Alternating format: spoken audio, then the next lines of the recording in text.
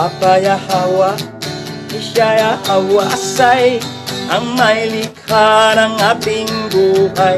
Abaya Hawa. Bawak wartawab shalanawa. Bawak wartawab shalanawa. Abaya Hawa syabasamayam. Abaya Hawa syabasamayam. Salaka lanawa. Salaka lanawa. Al kataaya nawa. Al kataaya nawa. Watawada lak al damak. Watawada al damak. Sa syatap at kataaya nawa. Sa syatap kataaya nawa. Kal halal hawadla abaya hawa al hayam. Halal hawadla abaya hawa al hayam. Bahasa masyayak kihawasay. Bahasa masyayak kihawasay. Bahasam raw kakadas. Bahasam raw kakadas. Yaman. Yaman. Maraming orasyon na ako. Orasyon ba? Kalat na yan sa social media. Pinupost na yan sa ating mga ibong mandaragit na mga warrior na. Dami na mga makita ko. Sila daitik sila. So, ang ibig sabihin doon, bawakar salanawa abaya hawa syabasamayam, ibig sabihin, magandang umaga aming amang nasa langit. Oh, yan. Syabasamayam sa langit. Tapos, sabi doon, salaka lanawa al kataa yanawa, patawarin mo kami sa aming pagkakasala sa iyo. Tapos, watawada lak al damak, ay ibig sabihin, sabi ng damak, ano mga damak? May damak kasi Bisaya. Ibig sabihin, salamat sa dugo mong binuhos mo para mahugasan ang aming kasalanan. Yan ibig sabihin. Kasalanan, damak. Damak. Hindi damak, dumi. Dumi, damak. Dumi. Kawig, no? Dumi, damak. Damak ka, dumi ka. Kasalanan. Yung... Pag marumi ka, damak. Damak. Okay. So, yan. Yan ang prayer natin. Para hindi naman masawa na paulit-ulit yung dating prayer natin. Okay. Ngayon, to be continue tayo sa chapter 54. Kasi ang verses kasi dito sa 54, sa Book of Jasher, chapter 54 ay 110. So, natalakay na natin ang verse 1 up to verse 58. 58. Natalakay natin ang verse 1 to 58. Ngayon, sa part 2, 59 tayo up to 110. Okay. So, palakpakan natin si Masaya Kihawasay. Okay. Basa. Ipadala mo ako ngayon sa isang makapangyarihang hari na naghimagsik laban sa iyo. At iyong malalaman kung ano ang aking gagawin sa kanya at sa kanyang lupain. Pagamat mayroon siyang mga kabalyero at hukbong lakad o isang napakalakas na bayan, papatayin ko silang lahat at dadalhin ko ang ulo ng hari sa harap mo.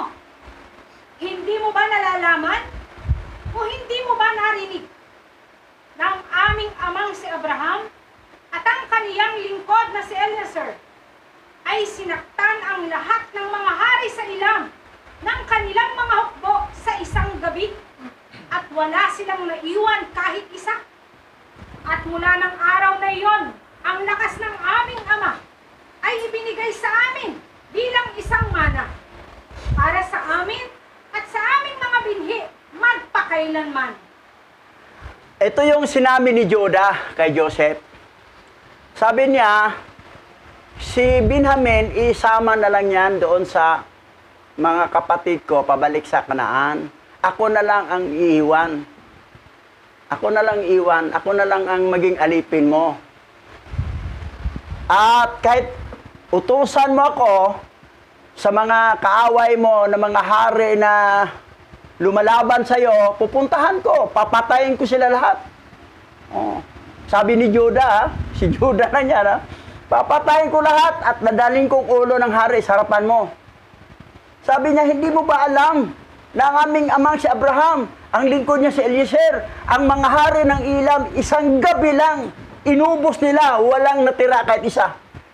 Eh, paano kasi anghel ang ibang, mga anghel yung bumabanat doon eh. Tinutulungan sila ng anghel ni Yahweh eh.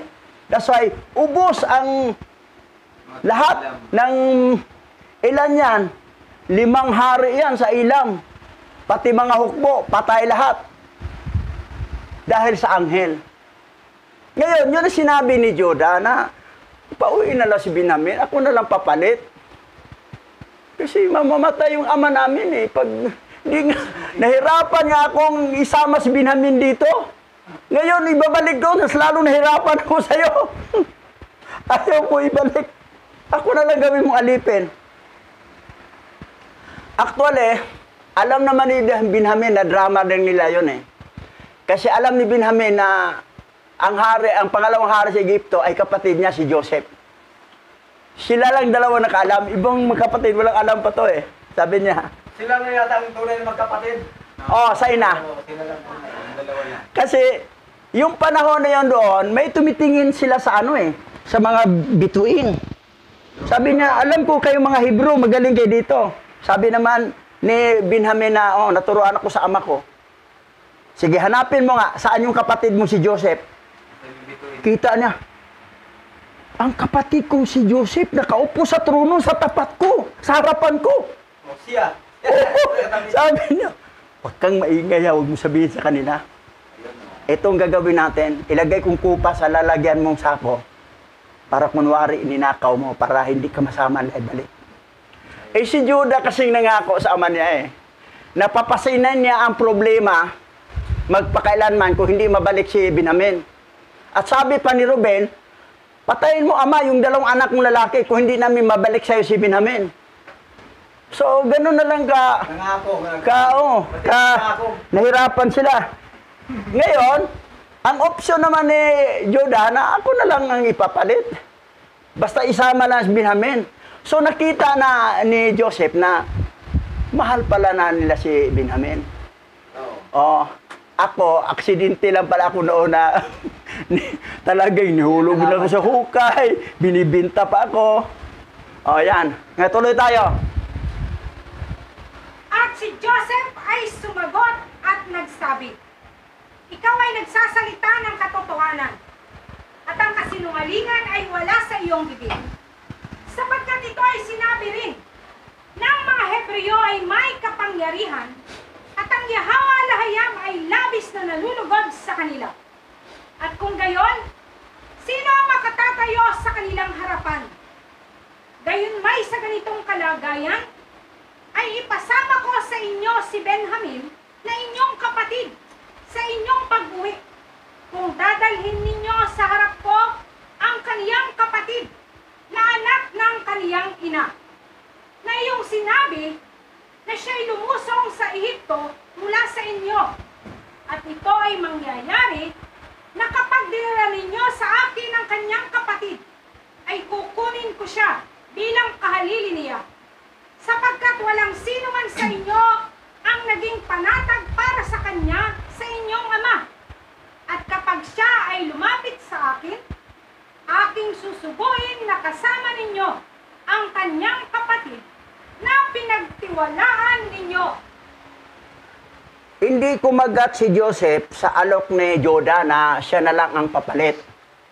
Ang sabi naman ni Joseph, hanapin ninyo isang kapatid niyo na kapatid sa ina ni Benjamin. Ipasama ko si Benjamin sa inyo, pero kailangan dalhin niyo si Joseph sa akin. Kasi siya na lang kahalili. Siya na lang kahalili. Ngayon, nagalit uli si Judah dito. Tingnan natin ha. Basa. At ang galit ni Judah ay nagningas laban kay Joseph nang kaniyang salitain ang bagay na ito. At ang kaniyang mga mata ay lumuha ng dugo sa galit. At kaniyang sinabi sa kaniyang mga kapatid, papaano namin hahanapin si Joseph na hindi namin alam saan siyang lugar sa Ehipto?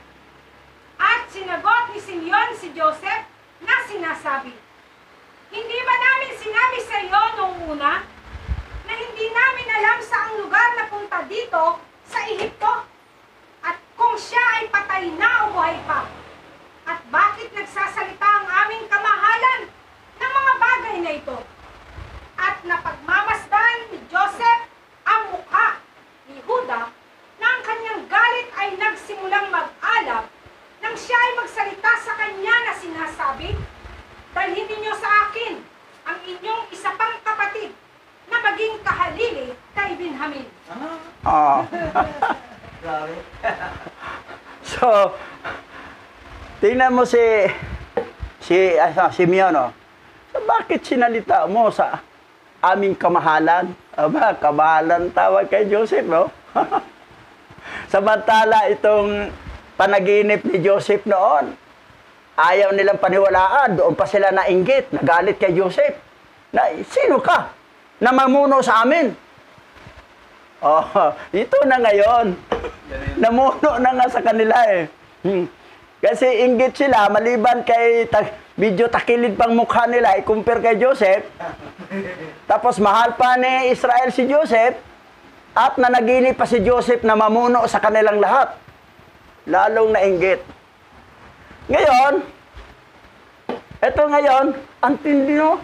Sa tinding galit ni Judah, sa lungkot, umiyak siya, dugo ng lumabas na luha. Lumuha ng mata. Ganun pala pag sobrang kang ano, no?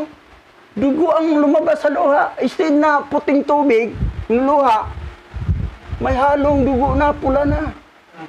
Ganun katindi. Grabe talaga. Sabi niya, pahirapan mo kami. Unang punta nga namin, nahanap namin doon sa bahay ng patutok, di namin nakita. Pagkatapos, ipadala si Benjamin, kailangan ikapalit si Joseph. Hindi namin mahinap-hanap. Sabi niya, no, paano yan? Hindi namin alam saan siya dito sa Egypto napunta. O baka patay na siya, o buhay ba? Hindi namin alam. So, nag-alab naman galit nila. Lalo na si Judah. Ang luha niya sa galit niya, dugo na eh. Imaginin mo yung tsura nila. Ngayon, tuloy tayo. At sinabi ni Joseph sa kanyang mga kapatid, tunay na sinabi ninyo nang inyong kapatid ay namatay o nawala. Ngayon, kung tatawagin ko siya sa araw na ito at siya ay mauuna sa inyo, ibibigay ba ninyo siya sa akin bilang kahalili sa kanyang kapatid? At si Joseph ay nagsimulang magsalita at tumawag. Joseph! Joseph!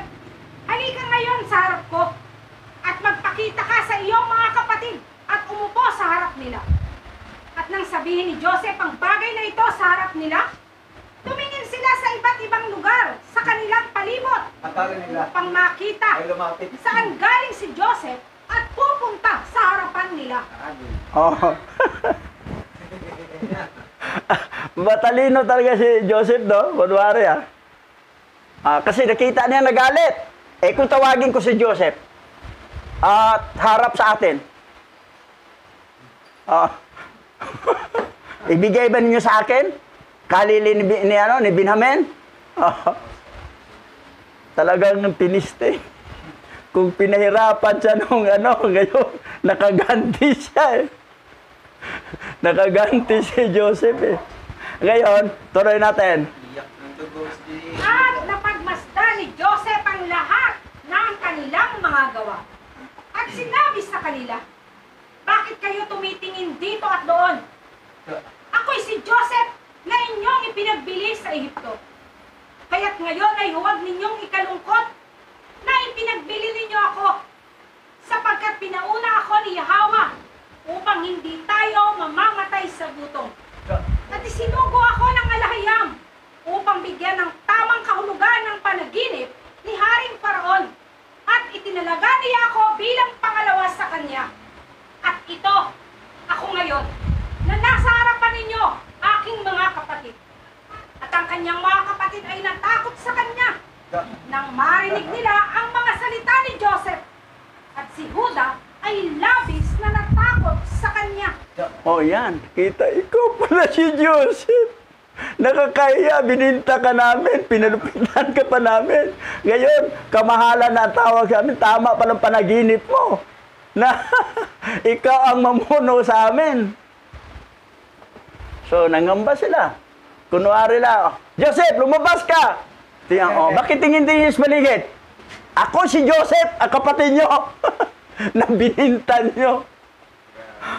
So, yan. Lagapak si Judah. Tumama sila lahat. Hindi ganito ang kwento sa Babylonian Bible. Wala yan. Oh, wala. Ang nagawin ng pelikula yan, no? Oo. Ito, Detalya. Ito, Detalya doon saka ano. Okay, tuloy tayo. At alam na ni Benjamin na ang pangalawa ni Haring Paraon ay si Joseph bilang gobernador sa Ehipto. At alam ni Benjamin ang plano nila ni Joseph na pagbintangan siya na nagnakaw sa kupa alam na na pala pilak yun. ni Joseph upang maiwan siya at magkasama sila ni Joseph sa lupain ng Ehipto. At nang nagpakilala si Joseph sa kanyang mga kapatid, ay biglang lumabas si Benjamin mula sa loob ng bahay at niyakap niya si Joseph at hinalikan. At nang nakita ng mga kapatid ni Joseph na si Benjamin ay yumakap sa kanyang kapatid at umiyak na kasama niya, sila rin ay lumapit at yumakap kay Joseph. At sila ay umiyak ng labis na pagtangis kasama si Joseph. Pahiya sila eh. At ang tinig ay narinig ng sambahayan ni Joseph na sila ay mga kapatid ni Joseph. At ito ay labis na nakalugod kay Paraon sapagkat siya ay natakot sa kanila na baka kanilang malipol ang Ehipto. O yan, natuwa na rin si Paraon. Sabi niya, okay, salamat naman na kapatid mo pala siya na. Kasi delikado sila, baka malipo lang Hindi ba tumatakot? Egypto eh. Kasi nagkaroon ng banata na eh. Sigaw pa lang oh. Lindol na eh. Sa sigaw pa lang nila lahat. Tumayanig. Ang mga buntis, ang mga nagdalang tao, Nakunan. nakunan. Tapos si Haring Paraon nakaupo sa trono, bumagsak sa lindol. Hindi lindol ng Russia, ha? Hindi lindol ng Japan, hindi lindol ng ng Hawaii. Sigaw. At saka naka-tsunami. May tsunami. Sigaw lang ni Simeon. Ito matindi. That's why nalaman ni Paraon na kapatid pala ni Joseph. Natuwa naman. Okay. Safety na ang ating bansa. Hindi na tayo anuhin nila. Takot talaga sila sa mga Hebrew. Kasi magagaling eh.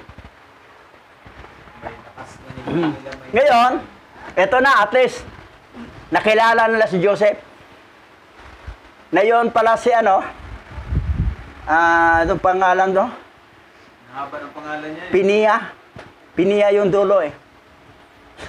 Haba kasing pangalan yun. Hindi ko na-memorize.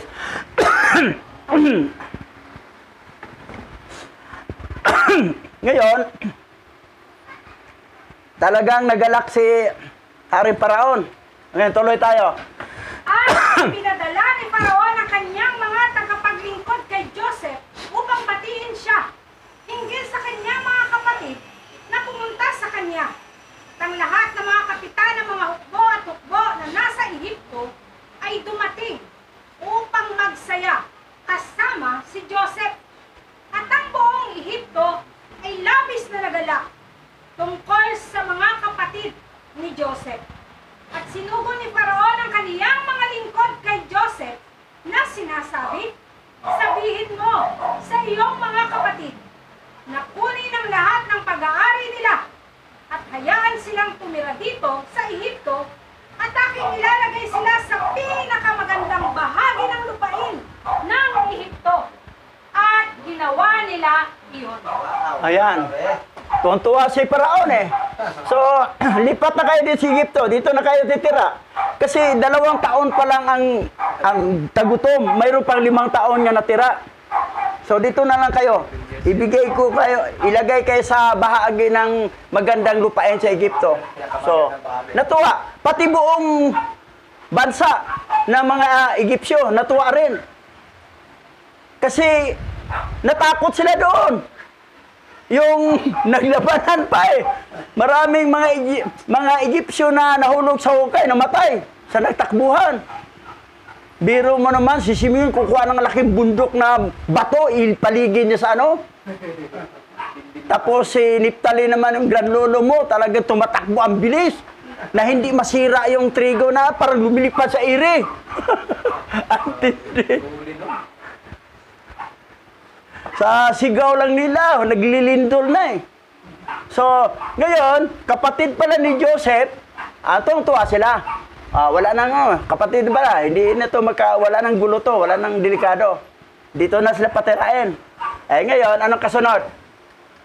At inutusan siya ni Joseph na namamahala sa kanyang bahay na maglabas sa kanyang mga kapatid ng mga kaloob at kasuotan. At inilabas niya sa kanila ang maraming kasuotan ng mga damit ng maharlika at maraming kaloob. At hinati sila ni Joseph sa kanyang mga kapatid.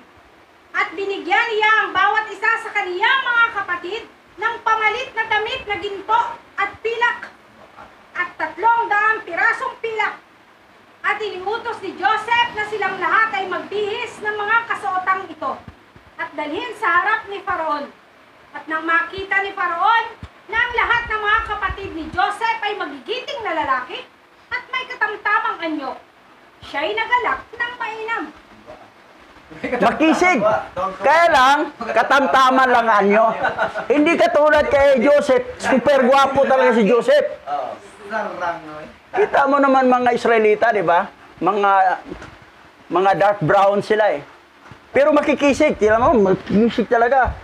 Di ba yung mga tribe of Judah sa Amerika, sa ibang makikisig. Pero ang mukha, katamtaman lang. Hindi katulad kay Joseph, gwapo talaga. Yung anak na si Manase, si Ephraim, gwapo talaga. Ang mga lahi na mga Manase tribe, mga Ephraim tribe, mga gwapong maganda talaga yan, ang itsura. Walang pangit. Tingnan mo kayo mga Manase, tingnan nyo katabi nyo, di ba? Beautiful, oh. Tingnan. Yung Naphtali at saka Sibulon. Yan. Joke lang Iba talaga ang anyo pag Manase at saka Ephraim galing sa tatay. Lalo na si Asenat, maganda si Asenat eh. Maganda si Leah, yung nanay. Si Sikim naman, pogi din yun eh. Yung Canaanites, na yun ang Lebanon ngayon. May itsura. Sino ba yung artistang Libanese? Siguro nagustuhan din ni Dina. Si Tom Cruise, oh. Nagustuhan din ni Dina yun kasi hindi siya nag-react eh. Kasi pogi, ganda eh. Gwapo si Sikim, maputi. Ngayon, tuloy tayo. Prinsipe ni... At pagkatapos ay umalis sila sa harapan ni Faraon upang pumaroon sa lupain ng Kanaan sa kanilang ama. At ang kanilang kapatid na si Benjamin ay kasama nila. At si Joseph ay bumangon at binigyan sila ng 11 karwahe mula kay Faraon. At ibinigay ni Joseph sa kanila ang kanyang karo na kanyang sinakyan noong araw ng kanyang pagkakoronahan sa Ehipto upang dalhin ang kanyang ama sa Ehipto. At si Joseph ay nagpadala sa lahat ng mga anak ng kanyang mga kapatid, mga kasuotan ayon sa kanilang bilang, at 100 pirasong pilak sa bawat isa sa kanila. At sila rin ay nagpadala ng mga kasuotan sa mga asawa ng kanyang mga kapatid, mula sa mga kasuotan ng mga asawa ng hari, at siya ay nagpadala sa kanila. Kita mo? Dami regalo. Mga damit, mga pilak. Nobody. Hindi singular ha, mga asawa. Pati mga ang asawa. Mga asawa. Pangmaramihan. Mga asawa. Alam mo, ang Japan ngayon, ang gobyerno ng Japan gumawa ng batas na mga lalaki pwede mag-asawa marami. Kasi kumukunti na ang population ng Japan eh. Wala nang sundalo.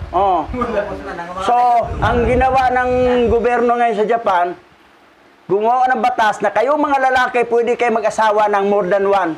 Kahit ilan gusto nyo. Para dumami rin ang lahi natin. Sarap buhay doon, Yun. Sa Japan. Okay. Tuloy. At binigyan niya ang bawat isa sa kanyang mga kapatid ng 10 lalaki upang sumama sa kanila sa lupain ng Kanaan upang paglingkuran sila. Upang paglingkuran ang kanilang mga anak at lahat ng pag-aari nila sa pagpunta nila sa Ehipto. At si Joseph ay nagpadala sa pamamagitan ng kamay ng kanyang kapatid na si Benjamin ng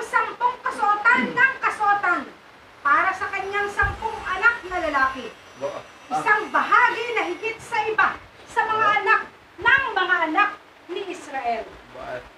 Pinalabi si Binyamin. Oh, kasi Sampung. si Binyamin kasi kapatid sila sa inay. 10 Anak. anak ni Benjamin. Samantala si Joseph, 2 lang anak niya. Kadaghan anak. Oo, si Manase lang si Ephraim. Wala nang ibang anak si Joseph. Yun lang 2. Yung mga apo, maraming apo si Joseph. Mga anak ni Ephraim at saka anak ni Manase. Pero yung anak talaga mismo niya, 2 lang. At nabilang ngayon, ang 2 nabilang sa 12 tribe. Naging 13 tribe na. Ang pang 12 si Joseph, hindi na sasama sa bilang. Ang kapalit sa kanya, yung 2 anak na, Ephraim at saka Manase. That's why, hindi 12 tribe ang tawag, 13 tribe of Israel. 13. Tribo ni Benjamin, tribo ni Manase, tribo ni Ephraim. Pero dito sa bansa natin, walang Ephraim dito. Ang nandito, karamihan Manase tribe. May mga Sibulon, Aser, Naphtali. Yun lang. Walang Levi dito. Ang Levi nasa India. Ang Levi nasa Ethiopia, sa Africa. Kasama sila ni Benjamin. Ang Native American, yun yung ang tribe of God. Yung mga Indian. Ang native, mga India. Mga Indian. Oh. Native Indian ng Amerika dati. Pero sa lahat ng tribo, ang Levi lang ang lalaking magtalukbong. Ang lalaki, pag hindi tribe o Benjamin, hindi siya compulsory magtalukbong. Hindi tribe of Pero mga babae, lahat, anong klaseng tribo, talukbong talaga ang babae. Ang lalaki, magtalukbong lang kung tribe of Levi ka. Pero kung hindi ka namang tribe of Levi, nagtalukbong ka, ewan ko sa'yo, naglibi-libihan ka lang. Di ka naman tribe of Levi. Wala namang tribe of Levi dito eh. Ang Ephraim ay mini nation po. Maraming bansa. Ano ba ang mga hitsura ng mukha ng Pilipinas na Manase tribe? Anong hitsura? Ganon kapareho ang Indonesia, Indonesia, ang Vietnam, Malaysia, Cambodia. Yung si Yan Tunisia, di ba? ang mga tribe of Ephraim. Tunisia. Yan. Ang itsura natin. Ang dito, divided ang tribe na ni Manase. Dito, bansang Pilipinas na Operian Nation dati. At Cuba. Ang bansang Cuba at bansang Pilipinas, yan ang tribe of Manase. Okay? 13 ang tribe ni Israel na. Hindi na 12. Nadagdagan.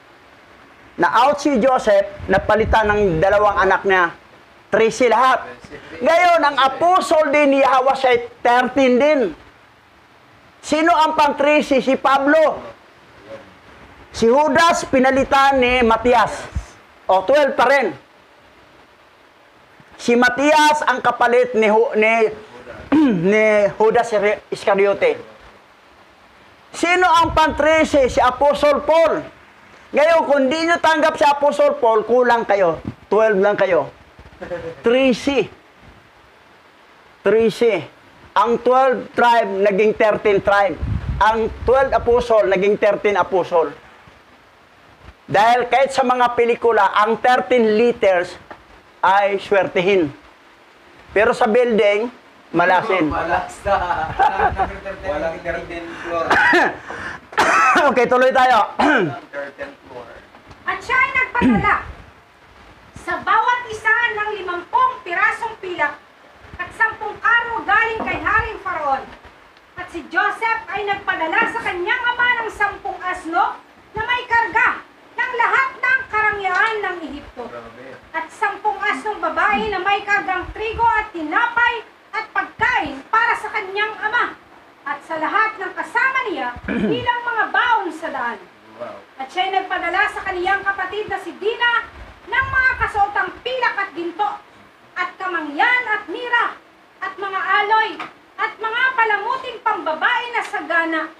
At ipinadala niya ang gayon mula sa mga asawa ni Faraon para sa mga asawa ni Benjamin. Galing sa mga asawa ni... Marami yung asawa sa Paraon pala. Kasi Benjamin maraming asawa. Para sa mga asawa ni Benjamin. Para rin sa mga asawa ni Benjamin. Para sa mga asawa ni Benjamin, oh. Pero, kaya lang Pilipinas, gobot. Pag i-apply yan, gobot. Majuktan sila. Pero ang Japan, tontuwa sila doon, mga lalaki. Lipat ka na lang pastor sa Japan. Ano? May pastora tayo doon. Ano yan eh, mga pabak. Si Pastora Daikik. Grabe na. Sumikat si Daikik doon eh. Okay, tuloy tayo ha. Joke lang yan, joke. Joke, huwag seryoso At eh. binigyan niya sa lahat ng kanyang mga kapatid, gayon din sa kanilang mga asawa, ang lahat ng uri ng mga batong onyx at bidilyo. At mula sa lahat ng mahalagang bagay sa gitna ng mga dakilang tao sa Ehipto, walang natira sa lahat ng mamahaling bagay maliban sa ipinadala ni Joseph sa sambahayan ng kanyang ama. Ay, nubos. At pinayaon niya ang kanyang mga kapatid. At sila ay yumaon. At pinasama niya ang kanyang kapatid na si Benjamin. At lumabas si Joseph na kasama nila upang samahan sila sa daan patungo sa mga hangganan ng Ehipto. At inutusan niya sila tungkol sa kanyang ama at sa kanyang sambahayan na pumunta sa Ehipto. Oh, yan. Okay. Sinamahan mo na ni Joseph papunta sa ano? Sa boundary ng ano? Ah. At sinabi niya sa kanila, huwag kayong mag-away sa daan, sapagkat ang bagay na ito ay mula sa Yahweh upang iligtas ang sangkatauhan sa gutom, sapagkat magkakaroon pa ng 5 taon ang taggutom sa lupain.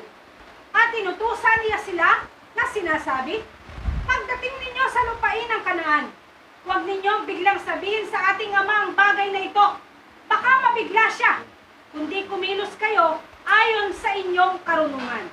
At huminto si Joseph at siya ay tumalikod at bumalik sa Ehipto. At ang mga anak ni Israel ay nagtungo sa lupain ng Kanaan nang may kagalakan at kagalakan sa kanilang amang si Israel. So, binili ni Joseph, kasi ano, bati na sila eh, ayos na. Pinangipayag yun. Huwag kayong mag-away ha, sa daan. Dahil pinintulutan ito ni Yahweh, Al-Hayam, para mailigtas ang mundo sa gutom. Kasi gutom buong mundo yan eh. May limang taon pa. May 5 taon pa na tagutom, buong mundo yan. Mabuti na lang, matalino si Joseph, nakapag-ipon siya ng maraming trigo para masuplayan ang buong mundo sa trigo na naipon niya. Kasi ang mga Egyptyo, nag-ipon, kinain ng mga bukbok, kinain ng mga insekto. Kasi hindi tinabunan ng lupa.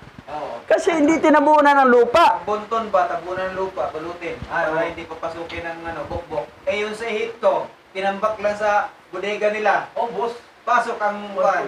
Oh, di wala na, di na pwede makain kasi ang unang kumain yung mga insekto. Grabe, no?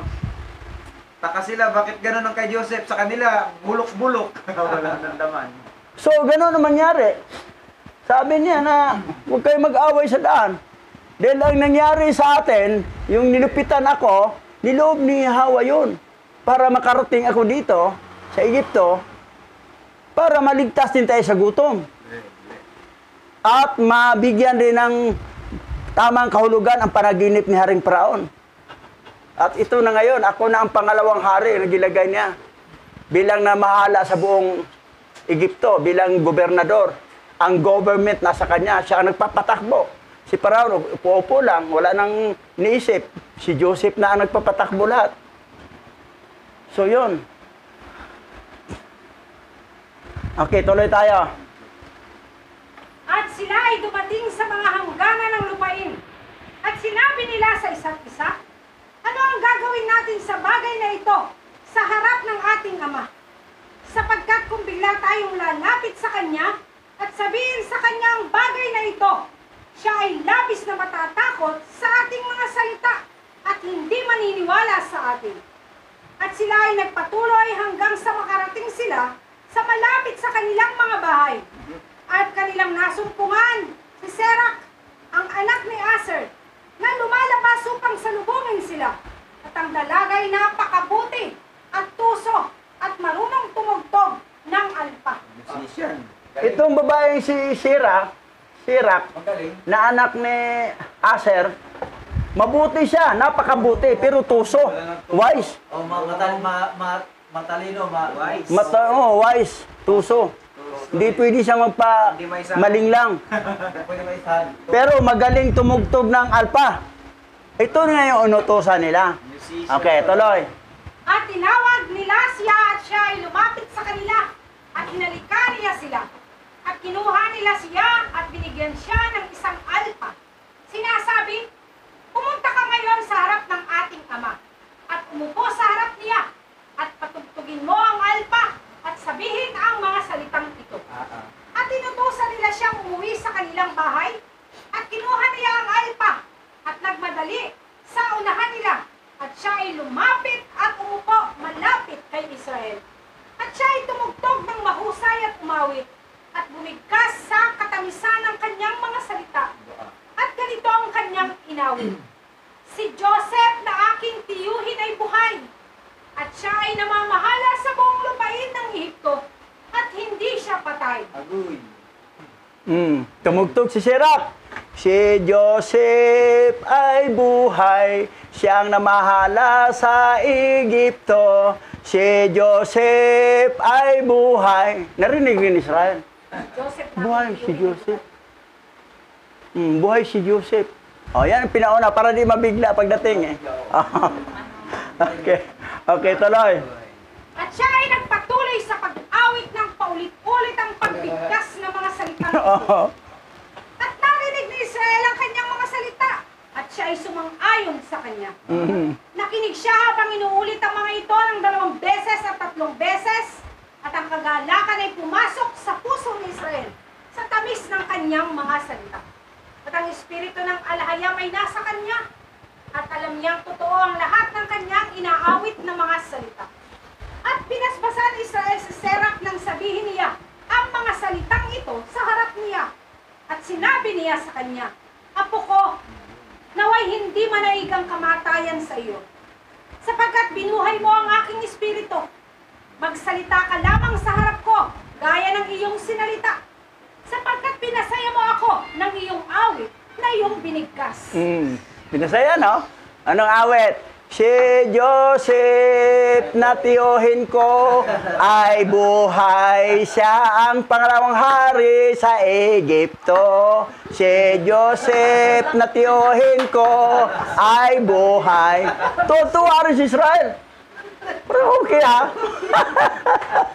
Agay.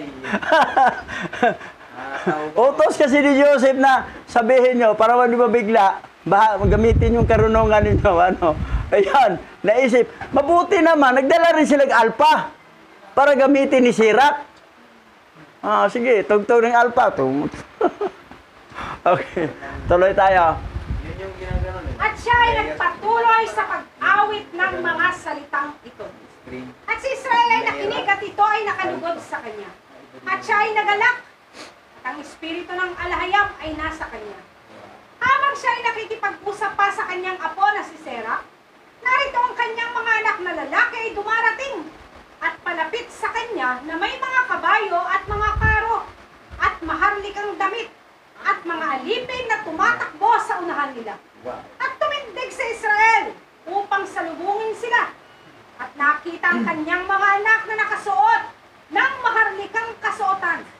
At nakita niya ang lahat ng kayamanan na ipinadala ni Joseph sa kanila.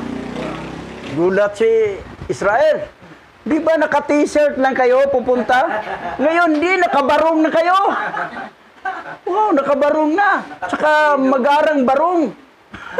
Parang kunwari ganun ba? Naka-t-shirt lang kayo ngayon. Namanga siya. Ngayon, anong sunod na balita? Okay, tuloy. At sinabi nila sa kanilang ama, nalaman namin na ang aming kapatid na si Joseph ay buhay, at siya ang namamahala sa buong lupain ng Ehipto. At siya ang nagsalita sa amin gaya ng sinabi namin sa iyo. At narinig ni Israel ang lahat ng salita ng kanyang mga anak. At ang kanyang puso ay tumibok sa kanilang mga salita, sapagkat hindi niya sila mapaniwalaan hanggang sa nakita niya ang lahat ng ibinigay sa kanila ni Joseph. At kung ano ang kanyang ipinadala sa kanya. At lahat ng mga palatandaan na sinabi ni Joseph sa kanila. At binuksan nila sa harapan niya at ipinakita sa kanya ang lahat ng ipinadala ni Joseph. Ibinigay nila sa bawat isa ang ipinadala sa kanya ni Joseph. At alam niya na sinabi nila ang katotohanan. At labis siyang nagalak sa ulat ng kanyang mga anak. Grabe, tonto siya. Sabi ni Israel, totoo. Ito, may dala pala kayo. May karo. Mayroon pang 10 Egyptian na alalay nga nag-una-una pag parang bodyguard nila. So, tuwa siya. Nakahanda ng puso niya kasi inauwitan ni Sherak eh. Si Joseph, aking tiyuhin ay buhay, gobernador ng Egypto. Pagdating, totoo. Yan ang nangyari. No? Wala to sa 66 book. May mabasa ba kayo dito sa 66 book? Sa Book of Genesis? Wala.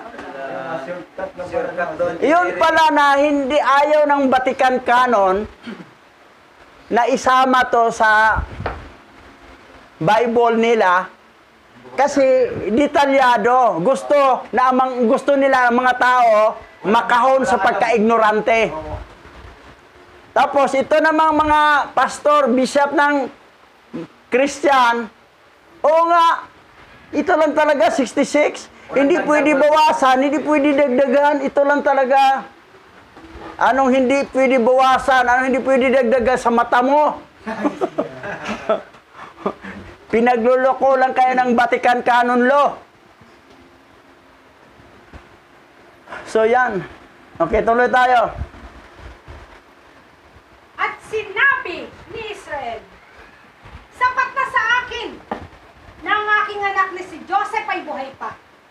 Ako ay pupunta at makikita ko siya bago ako mamatay. At sinabi sa kanya ng kanyang mga anak ang lahat ng nangyari sa kanila. At sinabi ni Israel, ako ay bababa sa Ehipto upang makita ang aking anak at ang kanyang mga supling. At bumangon si Israel at isinuot ang mga damit na ipinadala sa kanya ni Joseph. At pagkatapos niyang mahugasan at magpupit ng kanyang buhok, ay isinuot niya sa kanyang ulo ang turbante na ipinadala sa kanya ni Joseph. Siguro mahaba ng buhok niya, pagupit pa. At saka nag-ahit pa. So, at least, kita niya, wow. Ang daming dalan niyo, mga pasalubong. Galing kay Joseph. Tontuwa sila. Ang dami pang trigo. Dala. At saka may tinapay pa na diretso nang pwedeng kainin. Ganon ka sagana. Ngayon, anong sunod nangyari? At ang lahat ng mga tao sa sambahayan ni Israel, ang kanilang mga asawa ay nagsuot ng mga kasuotan na ipinadala sa kanila ni Joseph. At sila ay lubos na nagalak kay Joseph na siya ay buhay at siya ay nagahari sa Ehipto. At nabalitaan ang lahat ng mga naninirahan sa Kanaan ng bagay na ito. At sila ay dumating at labis na nagalak kasama ni Israel na siya ay buhay pa. At si Israel ay gumawa ng isang piging para sa kanila sa loob ng 3 araw. At ang lahat ng mga hari ng Kanaan at mga maharlika ng lupain ay kumain at uminom at nagsaya sa sambayan ni Israel. Very bling. Handaan. Biro mo 3 araw ha. 3 araw na piging. Kasi daming trigong dala nila eh. Pero tagutom kasi yung panahon na yan. Itong mga hari sa Kanaan, ay nagputahan. 3 araw na piging yun.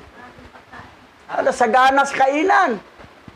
Kain tayo. Tagutom ngayon. Pero dito, Tagutom pa yan. daming pagkain sila. Kasi yung Pangalawang hari sa Egypto ay si Joseph pala, na anak ni Israel.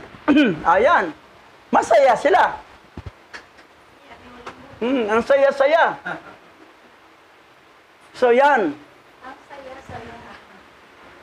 kapag tayo'y naglilingkod in behalf of hardship, difficulties, trials, affliction, pero mayroong success na kasaganahan, kaligayahan, prosperous, at dito, nagtapos.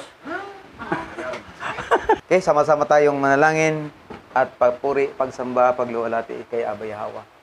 O aming Abba Yahweh na tunay na alahayam na may-ari ng lahat. Sa iyo ang karangalan sa araw na ito at kapurihan magpakailanman.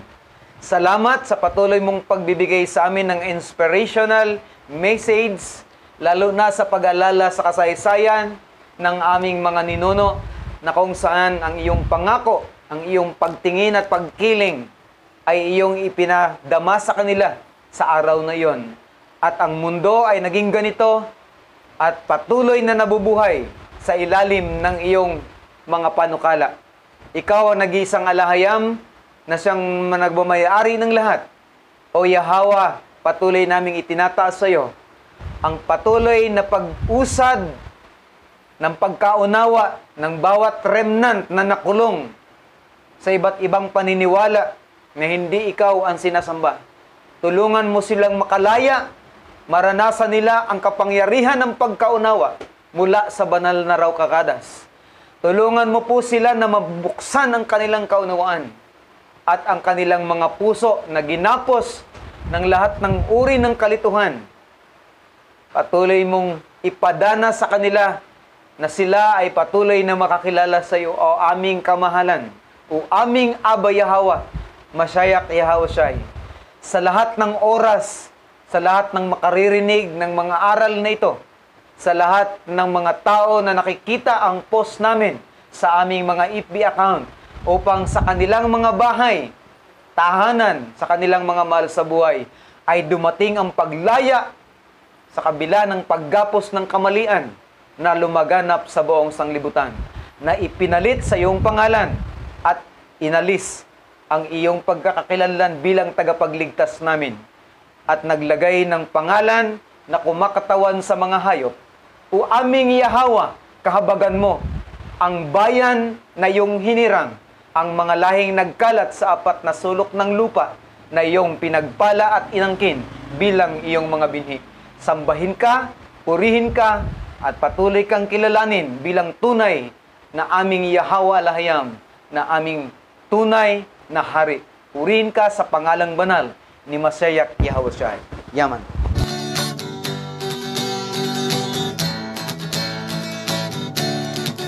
Abba Yahweh, siya Yahweh asay, ang may likha ng ating buhay. Abba Yahweh,